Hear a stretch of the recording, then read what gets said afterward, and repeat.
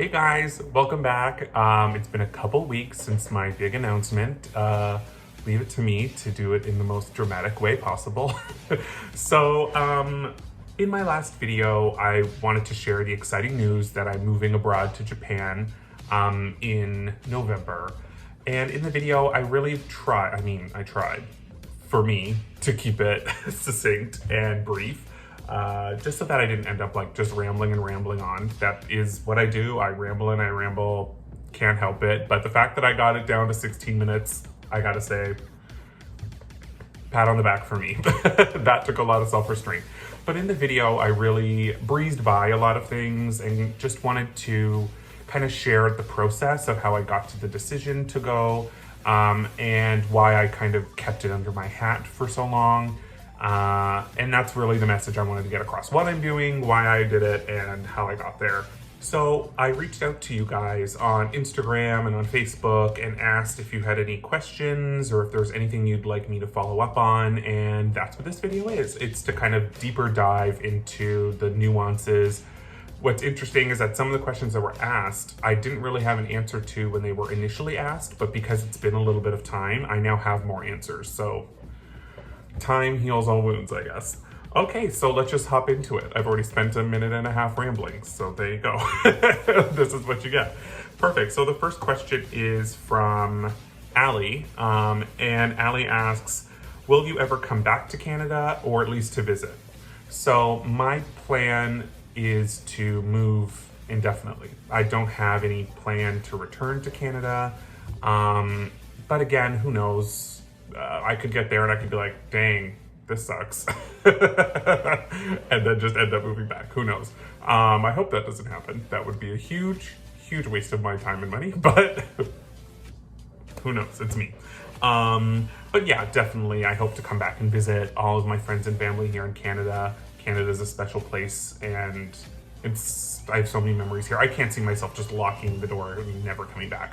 But yeah, like in the near future, I don't have any plans of moving back. The contract with Jet is a minimum 1 year, but you can go up to 5 years.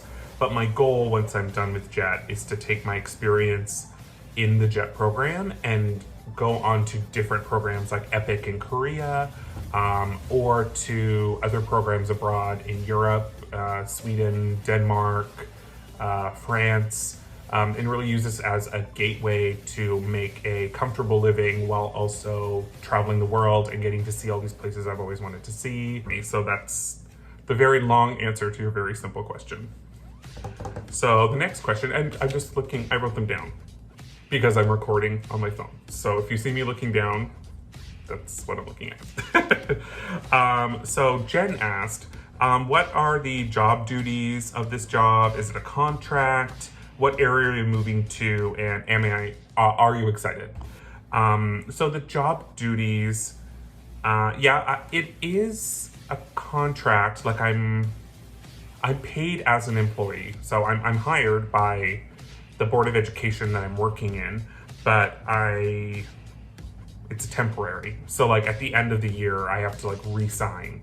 So I don't know if that answers your question, but it isn't. I'm not like an independent contractor, if that's what you're asking. I'm not like paying my own taxes and stuff. I'm hired by the government and I'm paid through them, and I pay my taxes and all that stuff through them. So that's how that's going to be taken care of. In regards to like the job duties, basically it's pretty broad. Like it's tough to narrow down to like a really simple abbreviated description. The long and short of it is that I'm a cultural ambassador as well as a English language ambassador. So as I kind of talked about in the previous video, Japan is a very homogeneous society. They're a very closed off society. They don't have a lot of interaction with the world outside of Japan. So a lot of people will go their whole lives never seeing a foreigner. They may know nothing about Canada. They may not even really know where it is or what Canadians look like or anything of that nature. So it's a way to kind of open their eyes and help them more globally assimilate into a global culture.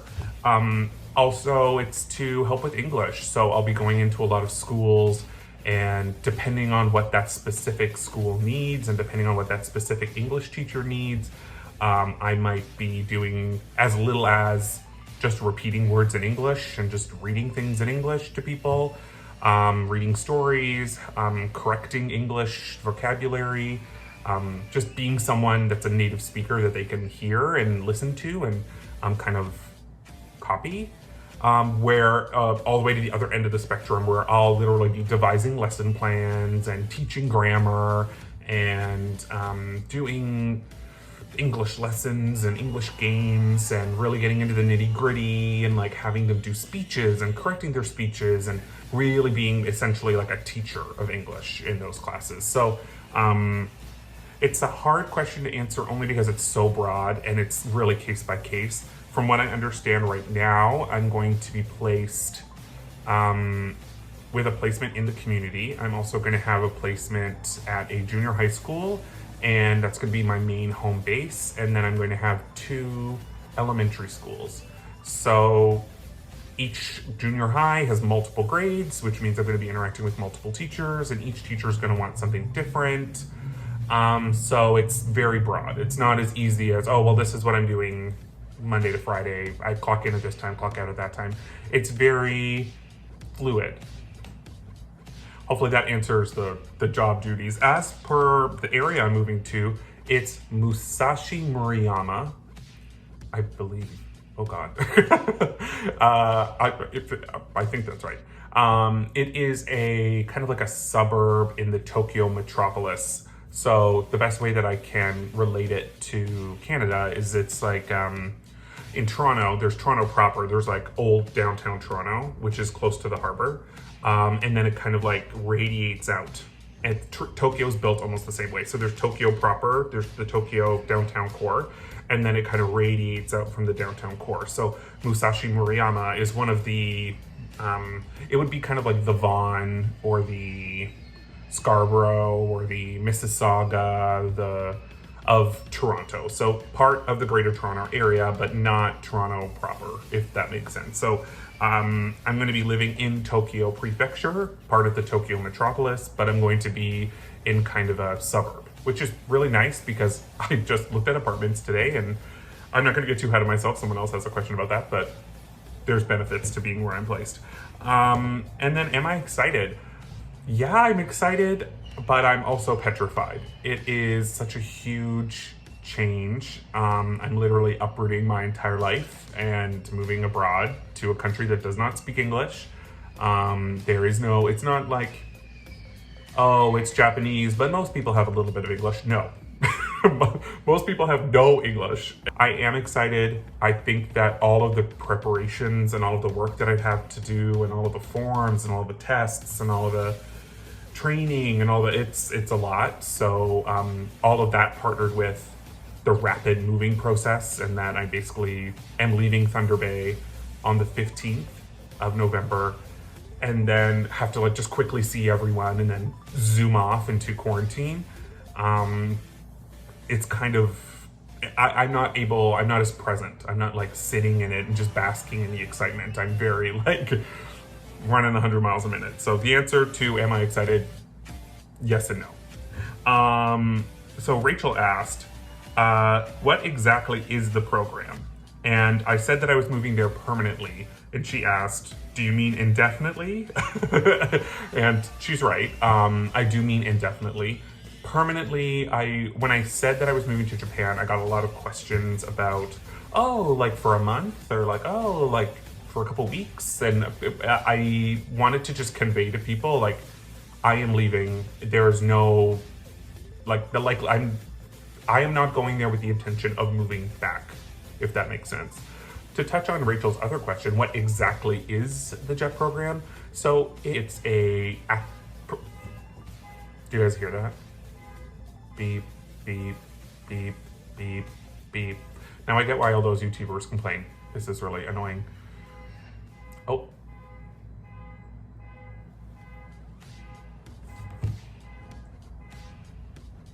There we go, we have liftoff. Okay, hopefully nobody else gets their car broken into while I record this video. Okay, to touch on what Rachel was saying, what exactly is the program? So it's kind of weird to explain. So it's almost like a talent acquisition company, is the best way that I can explain it. So the Board of Education in the government of Japan want to integrate more foreigners into society. They want to employ those people to be cultural ambassadors to kind of help expose Japanese people to a global market.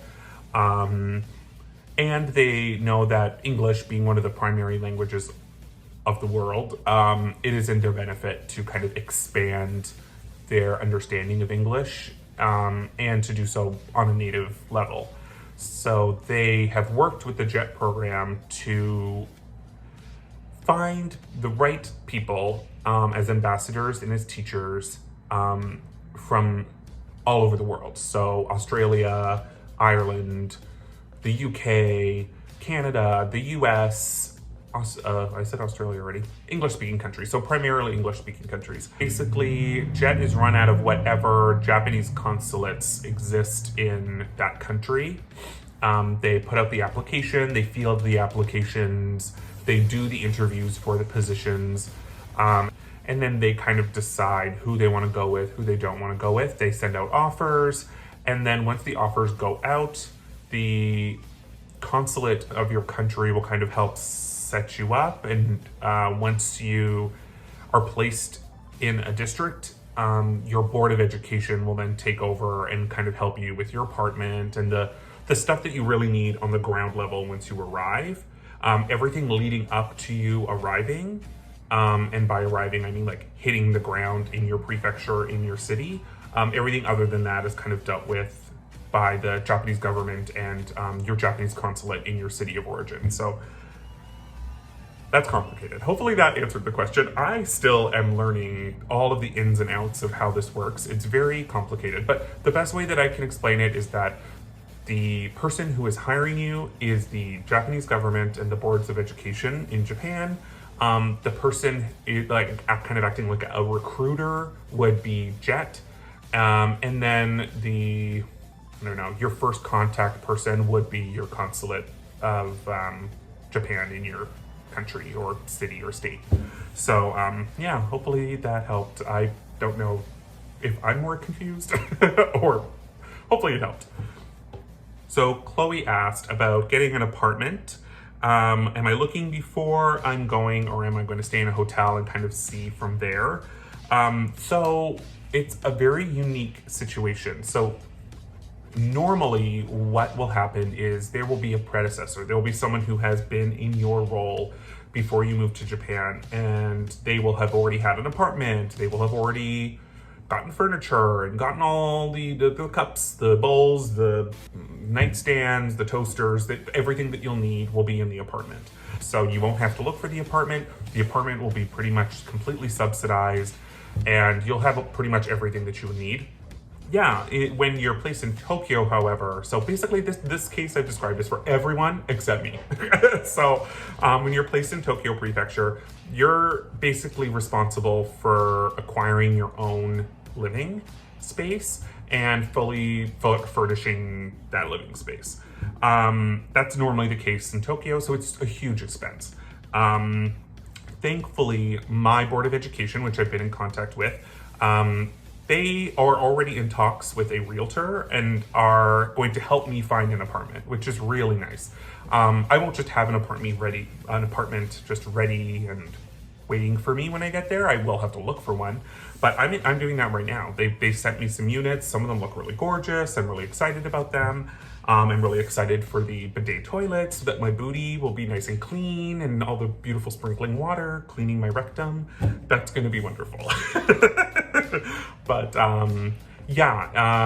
also my Board of Education has like a rental situation. Well, where they will rent me certain appliances. So I think it's fridge, television, like a range, because they don't have ovens in Japan, they just have the range, and a washing machine, like for washing my clothes. They don't have dryers, but there is a setting in my like shower room that you close the door and it's like an extreme dehumidifier. It just sucks all the moisture out of your clothes. Like, the future is now. The future is in Japan. But yeah, so I'm on the hunt right now. It's really exciting. I think looking for the apartment is what has really been making things real. And I'm so excited to share more about the apartment as I learn about it, and hopefully give you guys a tour of the apartment, because it's like, from the pictures, it's like gorgeous. And so many fun little features that are so iconically Japanese. I'm so excited to show them.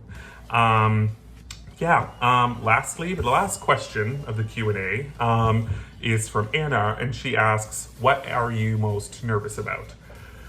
And everything else, like, I've done so much research into Japan. Like, it's been something I've been so fixated on and so excited by for so long, that when it comes to the culture, when it comes to the day-to-day, what to pack, what not to pack, all of that kind of stuff, like, I feel pretty confident. Like, I of course am gonna miss something. I'm of course gonna get there and there's gonna be culture shock. I'm not ignorant to any of that.